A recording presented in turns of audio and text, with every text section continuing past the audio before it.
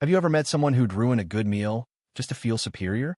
At the annual Willow Creek potluck, Karen strutted in, her nose high, declaring herself the town's unofficial food critic. She wore a gaudy scarf, clutched a notepad, and critiqued every dish with venom, her voice slicing through the cheerful chatter. "This casserole's a travesty," she'd sneer. "Or who dares call this slop a salad?" The crowd, once buzzing with warmth, grew tense. Karen's sharp tongue wasn't just witty, it was personal. Her real plan, though, was far uglier. She'd brought a spoiled, rancid dip to swap with the beloved communal guacamole, aiming to humiliate the host, Maria, who'd spent hours perfecting it. Why? Karen envied Maria's knack for bringing people together, a skill she'd never mastered. Maria, a kind-hearted chef who ran the local diner, had organized the potluck to unite the neighborhood. Her guacamole was legendary, creamy, zesty, and made with avocados from her own garden. Karen, who'd once tried to outshine Maria with a failed catering business, saw the potluck as her stage for revenge. She'd spent weeks plotting, even posting online as gourmet guru, to boast about her refined palate. Her reviews were cruel, targeting Maria's diner with lies about greasy spoons and tasteless mush. Nobody suspected Karen's critiques masked a deeper grudge. She'd swap the dip, let the crowd gag, and pin the blame on Maria, ruining her reputation. As the potluck unfolded, Karen's act began. She hovered near the food table, her fake smile fooling no one but herself. While Maria greeted guests, Karen slipped the rancid dip sour and lumpy into a bowl identical to Maria's. The swap was seamless, or so she thought. She scribbled notes, muttering about amateur flavors, her eyes glinting with malice. But she didn't notice Maria's teenage nephew, Ethan, watching from the sidelines. Ethan, a quiet kid with a knack for filming, had overheard Karen's snide comments about his aunt. Suspicious, he'd kept his phone's camera trained on her, capturing every move. Ethan wasn't alone. Maria's best friend, Lila, a fiery retiree with a love for pranks, had also sensed Karen's venom. Lila had her own history with Karen years ago. Karen had spread rumors about Lila's garden club, calling their prize roses weeds. When Ethan showed Lila his footage of Karen's dip swap, Lila's eyes narrowed. "Oh, she's not getting away with this," she whispered. The two hatched a plan, not to confront Karen directly, but to let her own ego unravel her.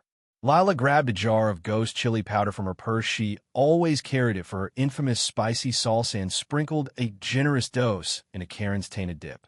"Let's see her critique this," Lila said with a grin. The stage was set. Karen, oblivious, announced to the crowd that she'd sample the guacamole first to spare everyone's taste buds. She scooped a massive dollop of the sabotaged dip, now laced with chili, and shoved it into her mouth. The reaction was instant. Her face turned crimson, sweat beaded on her forehead, and she gasped, choking on the fiery heat. The crowd froze, then erupted in gasps as Karen flailed, knocking over a pitcher of lemonade. "Water!" she wheezed, but nobody moved. Ethan, still filming, zoomed in as Karen's scarf fell into the dip, her notepad hitting the ground. The truth spilled out when Maria, confused, tasted the dip and gagged at its rancid base. "This isn't mine," she cried, holding up her real guacamole, still pristine in the kitchen. Lila stepped forward, her voice cutting through the chaos. Karen swapped the dip with something spoiled. "Check Ethan's video." The crowd gathered as Ethan played the footage on his phone, showing Karen's sneaky swap in crisp detail. Murmurs turned to outrage. Karen, still coughing, tried to deflect. "I'm a critic. I was testing you all," she stammered, but her lie crumbled as the video looped. A new twist emerged. Mrs. Chun, the quiet librarian who rarely spoke at gatherings, raised her hand. "I saw Karen's gourmet guru posts," she said softly. "She's been trashing Maria's diner for months." Mrs. Chun revealed screenshots of Karen's hateful reviews, tying her to the online smear campaign. The crowd's anger surged. Karen wasn't just a critic. She was a saboteur. The confrontation peaked under the setting sun. Maria, hurt but composed, faced Karen. "Why, Karen? What did I ever do to you?" Karen's facade cracked. She spat. You think you're perfect, Maria. Everyone loves you, but I know food better. Her voice trembled, revealing years of jealousy. The crowd didn't boothie pitted her. Lila, ever the firebrand, handed Karen a glass of milk to douse the chilly burn, but her words were sharp.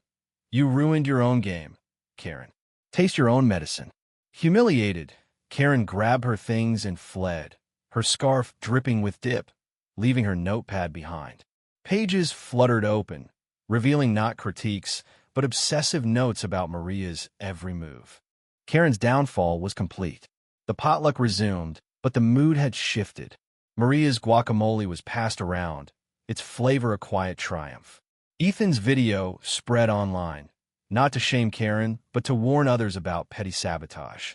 By morning, Karen's Gourmet Guru account was deleted, and her catering dreams faded further as word of her stunt spread. Maria, meanwhile, gained new customers at her diner, drawn by her grace under fire. Mrs. Chun, inspired by the ordeal, started a blog to share honest, kind food reviews, proving criticism could lift people up. In the end, the potluck wasn't just about food, it was about community prevailing over spite. Maria hugged Ethan and Lila, grateful for their quick thinking. The crowd toasted to honest flavors and real friends, leaving Karen's bitterness behind.